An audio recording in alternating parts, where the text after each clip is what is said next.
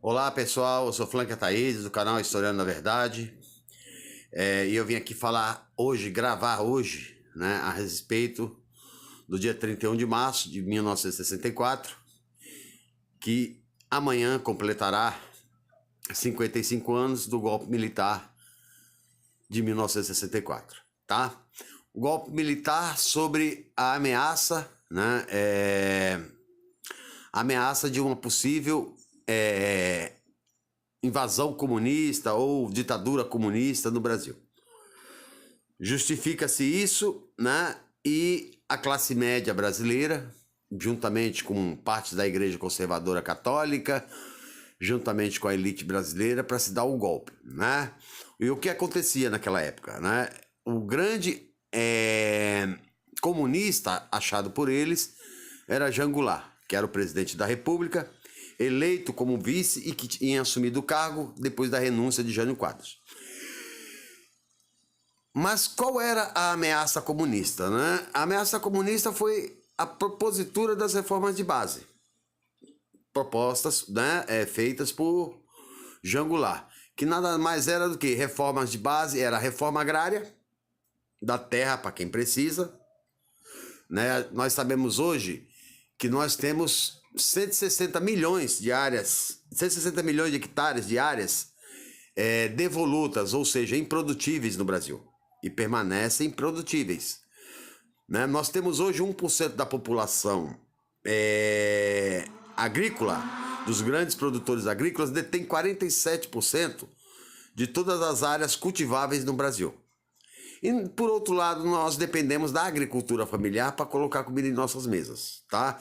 Então a reforma agrária seria bem-vinda, que é, na verdade, o realocamento, né, de terras que não estão produzindo para que produzam, tá? A outra defesa de Jean Goulart era a reforma na educação. A educação permitiria a educação de qualidade e a todos permitiria que o quê? Né? Talvez hoje nós fôssemos um país com muito mais qualidade de educação, e um país muito mais emergente do que é, tá? A reforma que levasse a educação para todos e que durante a ditadura ficou relegada a poucos. Reforma no sistema tributário financeiro brasileiro, né? Que seria o ataque não só ao dinheiro que é tirado do país, né? E esse dinheiro é muitas vezes um dinheiro que é produzido pelo sacrifício do trabalhador brasileiro e que é levado para o exterior, que enriquece o produto interno bruto de outros países, né? E a última, né, seria a reforma urbana. A reforma urbana acabaria com os guetos de exploração que existiam no Rio de Janeiro, em São Paulo, né? Aqueles chamados becos antigos que nós tínhamos, né? Que se entrava, se pagava um quarto coletivo, né? E a pessoa vivia naquele aluguel e muitas vezes ficava difícil a vida dela. E um só ganhando, né? Sobre isso. Então, levar casa e melhorar a condição básica do povo, tá? Então, por esses anúncios, principalmente da educação, porque a educação que dá qualidade ao ser humano, qualidade de vida, que permite ao ser humano que faça reflexões, fatalmente leva ao ser humano a questionar o mundo que vivemos hoje no Brasil, um mundo de exploração, tá? Um mundo em que as pessoas não conseguem entender ainda que quem produz o dinheiro, quem produz a riqueza, não é o capitalista. Quem produz a riqueza é o trabalho da classe trabalhadora, tá? Mas vamos para a ditadura militar, né? Muitos afirmam que não houve ditadura, houve uma revolução. O conceito de revolução para Norberto Bobbio, né? Ou até para outros filósofos europeus, o conceito de revolução é quando o movimento nasce nas classes populares e chega até o topo do poder e muda a ordem que existe. Um exemplo de revolução: a francesa. Ela parte de baixo, né, com a queda da Bastilha em 1789, e vai mudar a sociedade francesa acabando com o absolutismo e criando, né, essa chamada democracia burguesa que nós vivemos hoje. Tá? Uma outra revolução, já no século XX, a Revolução Russa. Essa derrubou o czarismo, né, o poder dos czares russos, né, e criou-se a União Soviética, pós-guerra. Né? Foi feita por Lenin, né, por Trotsky, e mais tarde, com a morte de Lenin em 1923, quem assume em 26 é Trotsky. Lenin. Né? E Lenin vai ficar até 56 no poder. Tá? Então, isso é revolução.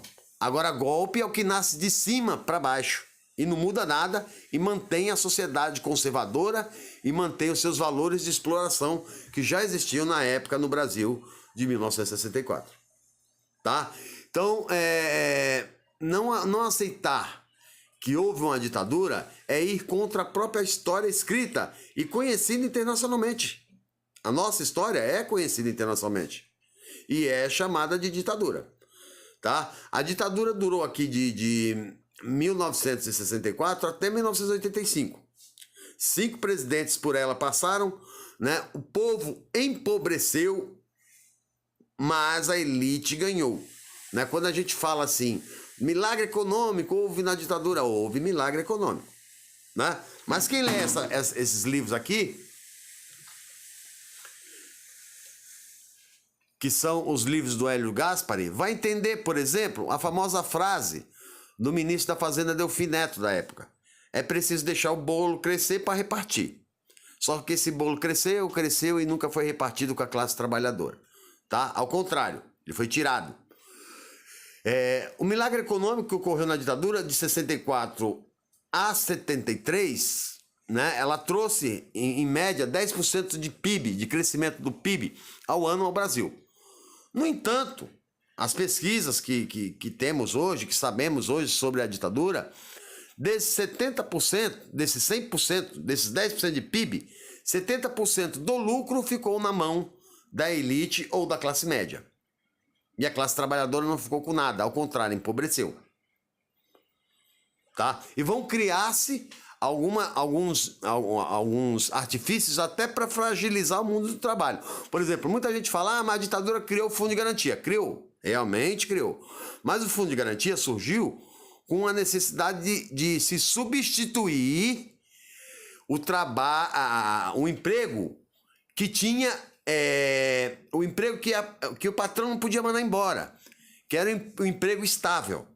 Né? Para se mandar embora antes do Fundo de Garantia era muito difícil no Brasil. Então o Fundo de Garantia vem para substituir.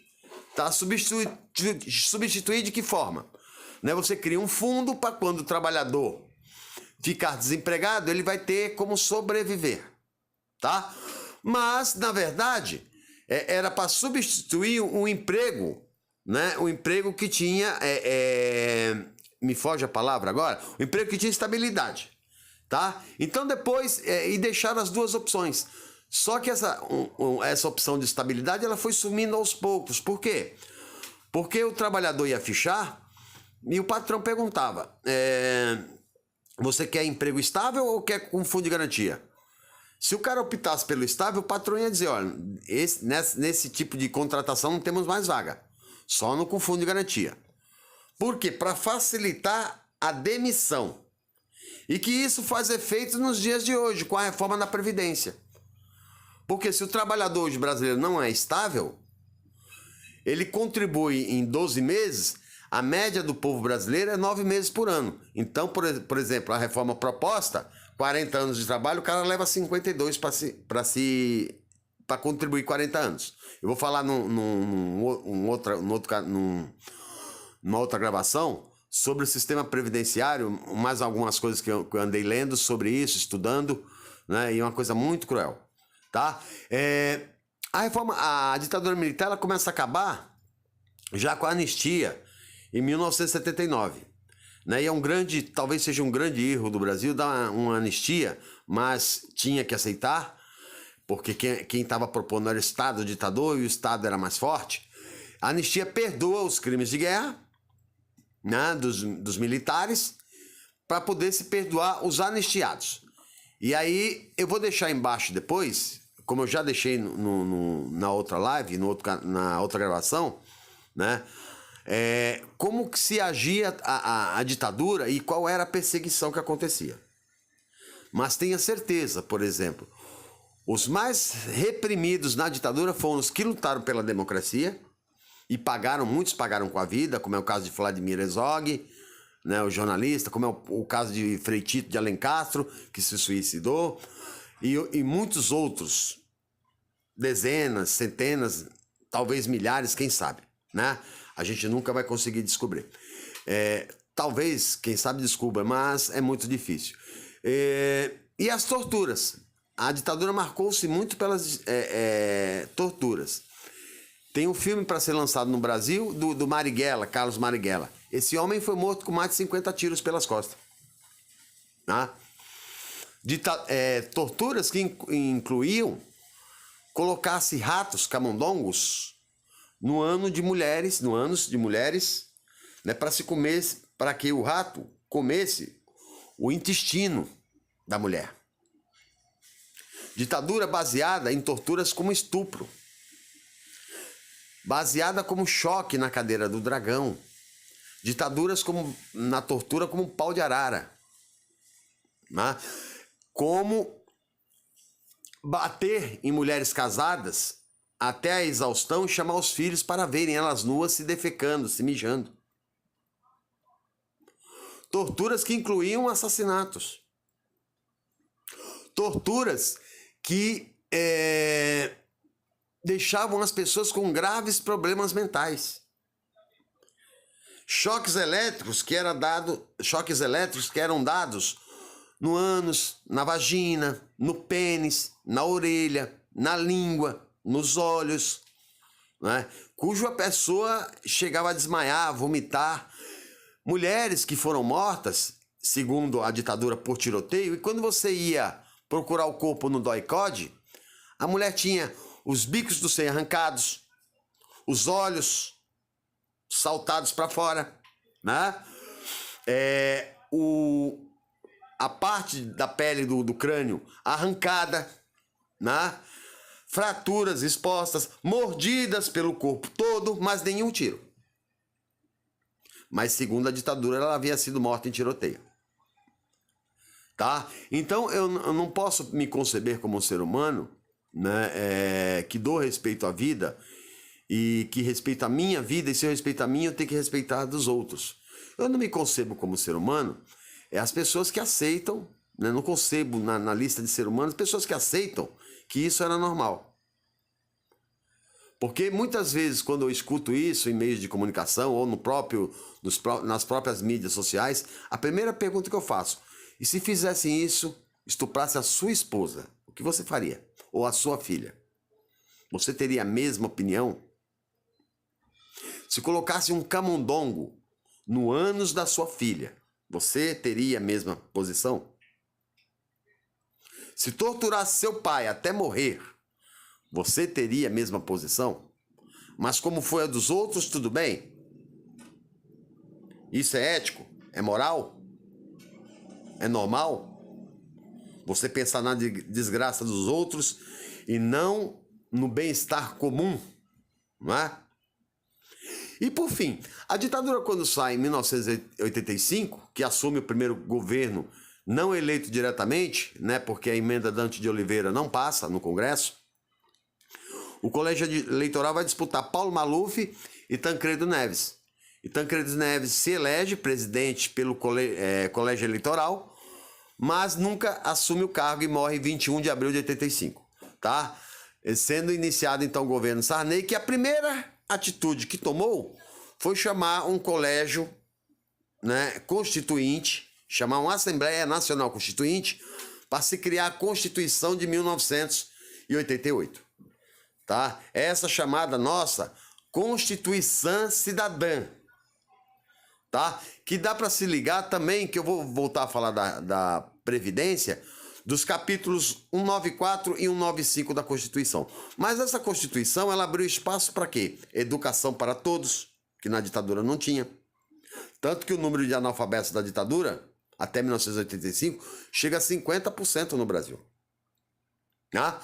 Então, a Constituição que permite o quê? Educação para todos. A Constituição que permite liberdade para todos. A Constituição que permite ninguém será preso salvo o processo ser tramitado e julgado. Ou leia, Supremo Tribunal Federal. A Constituição vai ajudar a criar o quê? Né?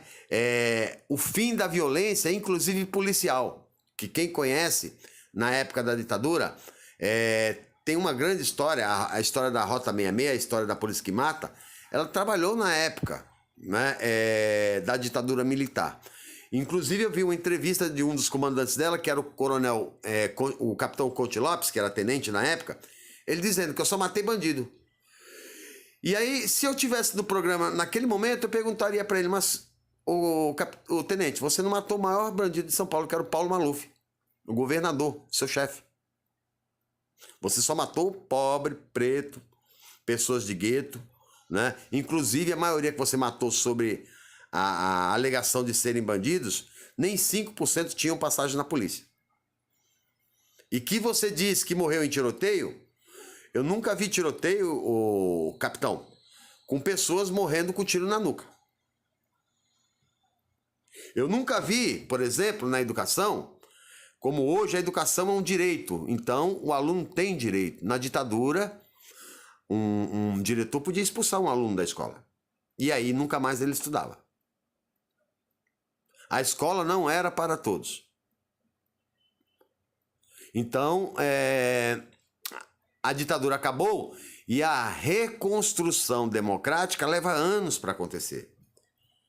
Principalmente no campo da educação. Nós estamos engatinhando ainda. Educação surte efeito lá pela terceira, quarta geração. Agora ainda não surte, mas está melhorando. Veja um fato interessante, que o governo que se elegeu agora, muitos diziam, professor é doutrinador, doutrina aluna a ser gay, ou aluna ser lésbica, e etc, etc. Não, não é isso. É porque a democracia amadurecida, essa molecada já está nascendo num mundo que é democrático e que não vê vergonha nenhuma em expor sua condição sexual. Na ditadura isso era reprimido com veemência. Hoje, para se divorciar de uma pessoa, o homem e a mulher se divorciam muito facilmente. Na ditadura, a mulher era quase putificada pelo famoso desquite. Né? Então, esses preconceitos pela educação foram derrubados. Né? E nós não podemos comemorar uma coisa que matou os seres humanos, que lutou pelo restabelecimento da democracia que nós temos hoje. Um dos grandes homens, e aí a democracia não permite que eu tenha inimigos e que tenho, às vezes, adversários políticos. Eu tenho adversários políticos pela minha visão de política. Né? Mas eu não posso deixar de elogiar uma pessoa como o falecido Mário Covas, que fez belíssimos discursos contra a ditadura, e o mais bonito deles, que foi de 1968, em dezembro de 68, que custou ao AI-5. Né? A gente vê nas aulas de história o ato institucional número 1, 2, 3, 4 e 5, mas teve até o 19. Tá? Inclusive, no final da ditadura ainda havia, né, alguns atos institucionais, principalmente criando o pluripartidarismo. Por quê? Porque para rachar a oposição e permitir que a Arena, que é o chamado hoje DEM, Democratas, que apoiou a ditadura, se perpetuasse como poder. Só que não houve como. Tá? Então, ditadura não é uma coisa para se comemorar, não é uma coisa que as pessoas queiram. As pessoas não querem ter a sua liberdade de falar, de se exprimir tirada. As pessoas não querem sair 11 horas da noite na rua, né, para uma baladinha. O jovem não quer sair para uma baladinha 11 horas da noite correndo o risco de ser morto pela própria polícia. Ninguém quer o direito de se proibir músicas. Imagine um adolescente funkeiro ou adolescente que escuta rap ser proibido isso de se tocar. Porque na ditadura era proibido pela censura. Eu me lembro de músicas que eu escutava, da Legião Urbana e de outras bandas, que todo e qualquer palavrão e que eles considerassem ofensivo era proibido de se tocar. Isso é a liberdade de expressão artística, mas era proibido. Tá? Eu não consigo me conceber hoje, porque na ditadura material escolar para estudantes pobres não existia. Hoje existe para todos. Livro didático para estudantes não existiam. Hoje tem para todos. Eu não creio que as pessoas queiram voltar a um tempo em que nem seus filhos conseguiam colocar para estudar. Não me concebo, né, tirar disciplinas de carga horária de educação para se colocar disciplinas que não contribuem em absolutamente nada. Não me concebo que o professor não tenha liberdade de cátedra. O que é isso? Ele vai explicar, o professor vai ensinar ou vai mediar o conhecimento de acordo com o quê? Com o melhor possível para o aluno. Mas se junta com o seu eu, com a sua condição humana, do tempo que você viveu quando moleque. Isso vai te transvestir como ser humano, juntamente com o conteúdo técnico, com o conteúdo pedagógico, e aí sai a sua aula. E que você não pode, né, nem puxar por um lado ou por outro, mas você tem que mostrar os dois caminhos, os dois pensamentos, e formular, o aluno vai formular o seu pensamento de ideias, que naquela época era proibido. Você não podia falar de um lado, só de outro. Que tornava, né, os estudantes brasileiros muito mais mal formados. Tem muita gente que fala, mas no meu tempo era melhor. Era melhor porque você não fez uma faculdade. Porque você não terminou o 2º grau. Porque não tinha. Não tinha para todos. E hoje é um direito. Tá? Então a gente tem que deixar de exaltar regimes que ditam normas a nós. Nós não precisamos de ser ditados por normas, porque nós somos seres